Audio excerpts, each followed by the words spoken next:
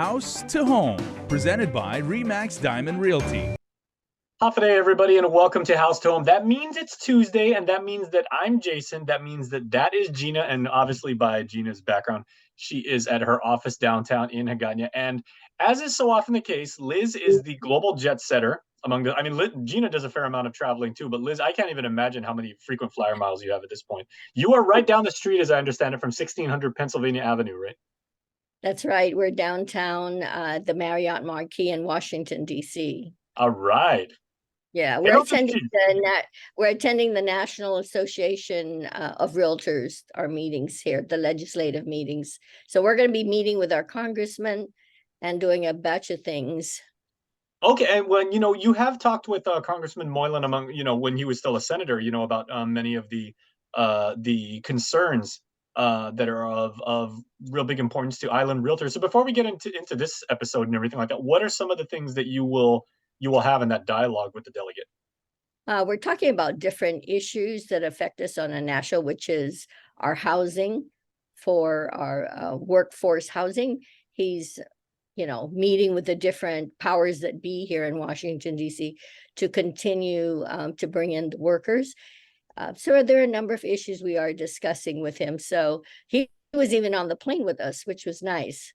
Oh, wow. Very nice. Well, hopefully you guys get to watch a good movie, and hopefully you had a really good meal. Well, good meals for sure, but then we're off to meetings. We just did a full day worth of meetings today. Oh, okay. Well, you know what? So that being the case, and please travel safe, and we look forward to your eagerly to your return. But speaking of return, Gina, you are actually want to kind of bring us back to where we left off last week, talking about the whole pre-qualification process. And for people that have been watching and taking notes, and we thank you guys for those of you who've been sending us comments and feedback, where do we go from here? Yeah, we want to continue that so people know what the progression is, right? So what's the next step? We really talked about, we promote the idea that if you're going to get a loan, that you start the process with your loan officer, go to the banks, get your quotes. I mean, if you want to shop from, different lenders because they offer different types of loans, then you go shop and decide who you're going to use. Because once you have your pre-qualification and once you know what your monthly payment is going to be, and you've already discussed how much out of pocket it's going to cost you, because you really, those are like the 3 points that you want to be aware of. What can I qualify for? What is my monthly payment? And how much is it going to cost me to get this loan? From that point, in this loan process, you cannot actually move forward until you've met up with your realtor, me or Liz, and we've taken you around and you've decided on a home, because the process now is that you cannot move any further with that pre-qualification without a signed accepted purchase agreement. So that's the next step, is you bring in that signed accepted purchase agreement, or as I just did this afternoon, my buyer already confirmed with me who their loan officer is. And I said, okay, let me take it from here. You've already done that part. I'll do the legwork. Send their loan officer a copy of the signed accepted purchase agreement. So from that point on, is the property considered sold and therefore off the market? No. Okay, so it could still be possibly be part of somebody else's deal, right? So how ironclad is that purchase agreement? No. You're right. It is pending, and then Liz could take it from there. Okay. Well, yeah. The first thing, of course, is and I think Gina and I have gone over this. Where, of course, we select a piece of property, and with me, normally I would have have them select a property, because once you select a property, it's not necessarily so that you get that piece. I usually have plan A and B, that if this doesn't work, what is our backup plan? So selecting the property, of course, is critical, and crafting the offer. And I know we've covered this in a number of our other shows, crafting the offer so that the offer gets accepted. So once the offer gets accepted, with both parties signing, then you have an executed offer, which says the process now, it's called pending, that your sale pending with that particular piece of property. Now, once we do that, there are contingencies that we reflect in the particular document that are required to protect both the buyer and the seller, of course. But in the offer, it'll state that the offer, because yes, you've been approved, but the bank will still have to do their work. They would have to get a credit check and still go through a particular process. We've had situations where the bank pre-approved a particular buyer. We did go through the process, and through the process, there were some things that were discovered that the bank loan was not approved.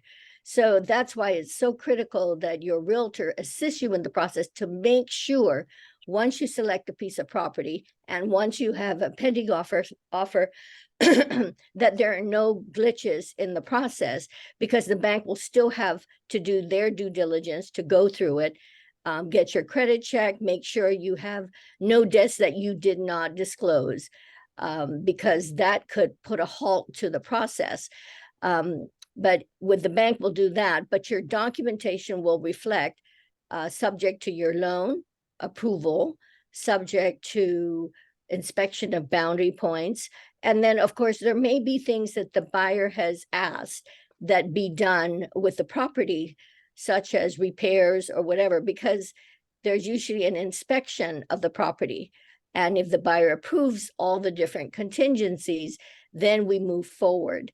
But those contingencies have timelines.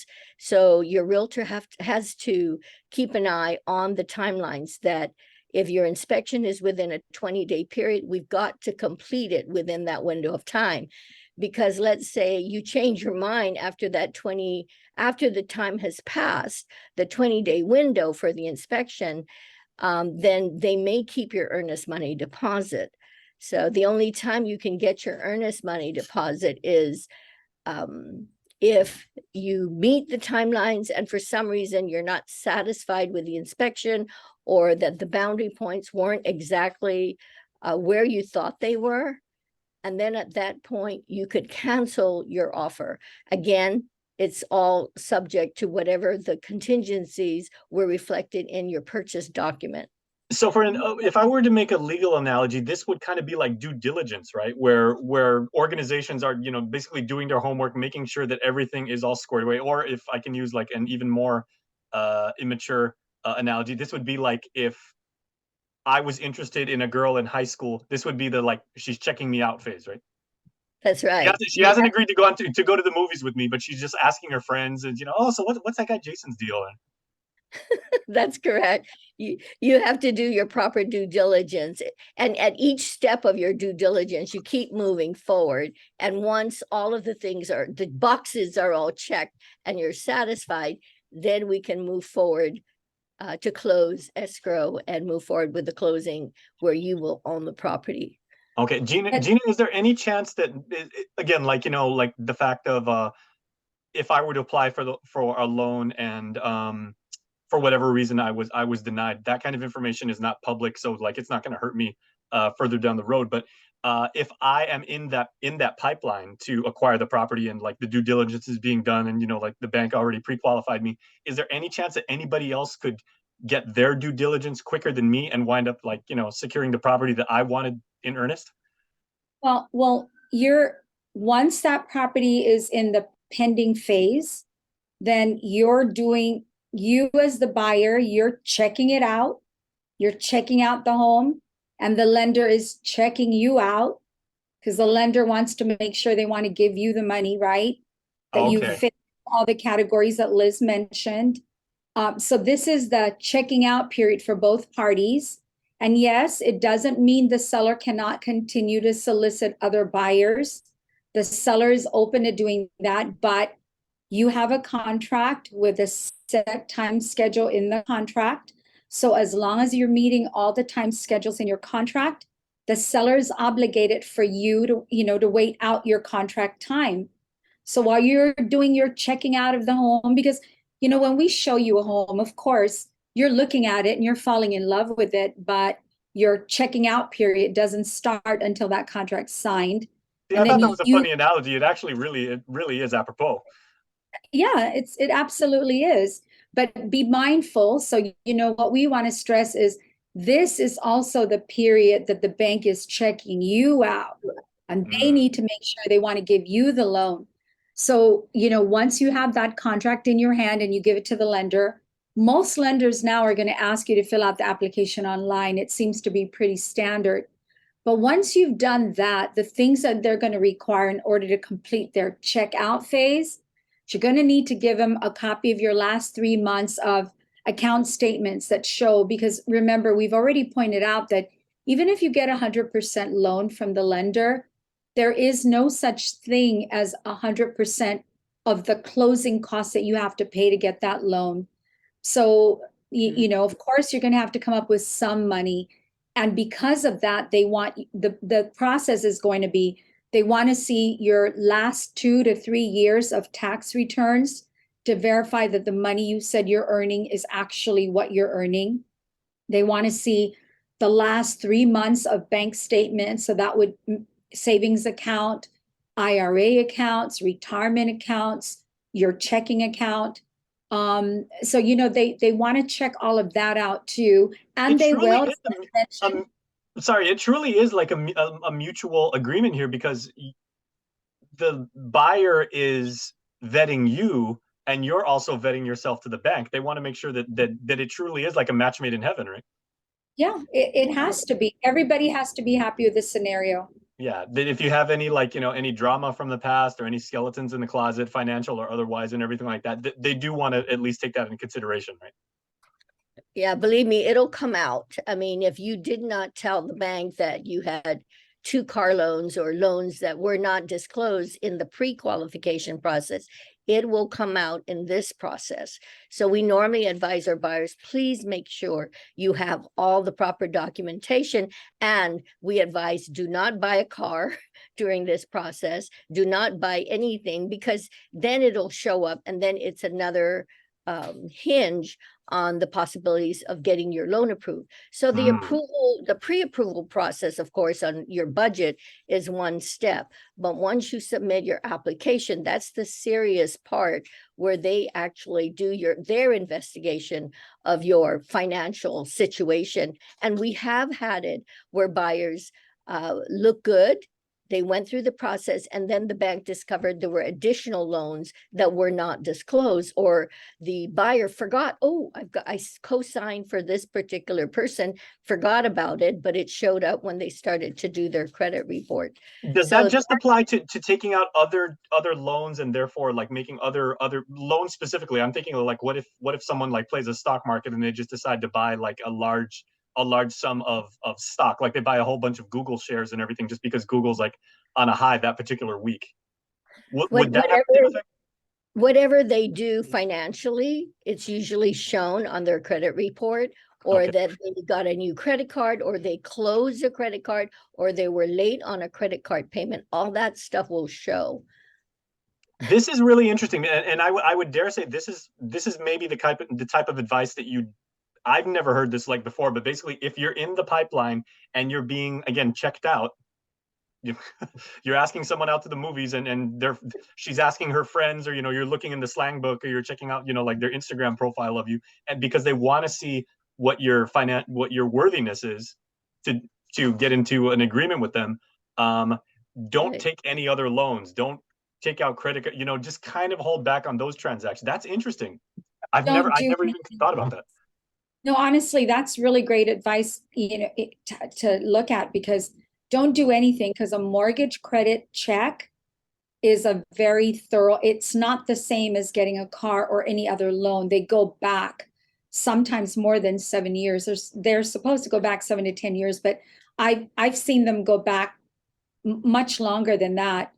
And I agree with Liz, better to overstate everything, give them more information than less, because what they're really assessing is not your compatibility, they're assessing their risk. How risky is it for me to give this person this money? Remember, they're making a 30-year commitment to you. They're agreeing to give you money, and they're going to let you pay it over mostly 30, the most timelines are 30-year loans, right?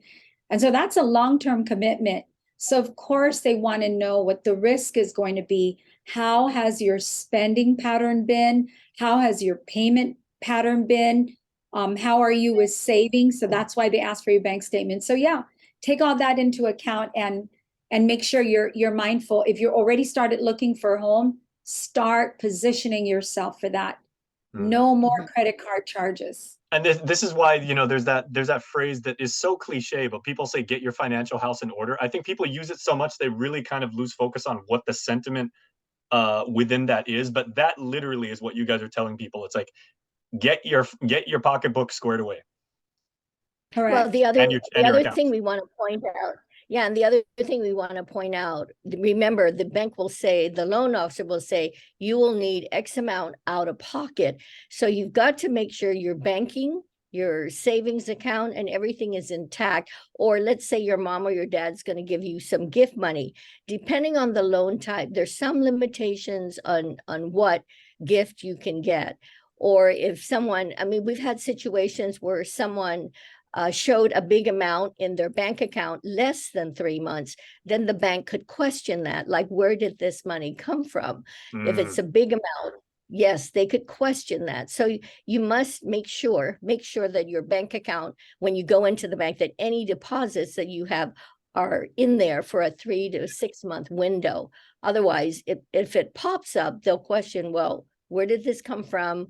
We'd like to see the receipts. If you sold a motorcycle, and we've had that happen, like, where did this money come from? Oh, I sold a motorcycle or I sold a car. Then you have to show proof, especially when it's done within a less than a 3 month window. Right, Gina? Okay, and you know, like Liz and Gina said, everybody watching this and everything, and you know, we had that wonderful week-long series, Fiscal Fitness, with our friends from Coach 360, who I know you guys do work with fairly often. As they just said, when it comes to your finances, honesty really is the best policy. Because Liz said, if you do have blemishes and everything, everybody's got, you know, marks on their financial record at some point, and it is going to come out. You can't deny that. So just be honest. Control what you can control, and just be honest. Yes, that's right. It affects your credit score. Okay, yeah. So final word, and we'll start with like Gina. What is the most common question people get when it comes to maybe the turnaround time for this whole process? Because most people think, okay, I'm pre-qualified, I'm done. You know, the house is mine. Where's the keys? No, you know, the turnaround time is about 60 days. I'd say an average of 60. If you have everything in order, what we talked about, make sure all your statements are ready, your verification of employment's ready, your tax returns are ready. If all of that's ready, you really could knock this out of the park in 60 days if your lender is good. And that's a conversation you should have with your realtor. Who do you recommend? If anybody, sometimes we don't, you know, if you already have a lender in place, that's wonderful. Who you like is who we like. But if you don't have somebody already in mind, we can certainly refer you. Okay. And the final question to our traveling queen. Liz was there a second ago. I guess somebody in Washington, D.C. was listening to us, and maybe one of the banks, who knows? But okay, Gina, I'll pose the final question to you. Everybody keeps talking about AI and everything like that. Is artificial intelligence going to take the place of a realtor at some point in the next 5 years? Absolutely not. Never. Because it can't. Heart is, and AI's home is where the heart is. AIs don't have heart. That means it's going to be left to us. It's a people. And you know what? AI can do math better than you or I ever could, like 1,000 times over. Absolutely. I'll leave them. It will never have your smile. Thank you, Jay. And AI will also never have your attitude. I don't think anybody could ever replace that. Okay. I didn't know what to do about that. Okay, so for Gina and Liz, who hung up a couple moments early, we'll see you guys later. See you later, Jace. Thank you. House to Home, presented by RE/MAX Diamond Realty.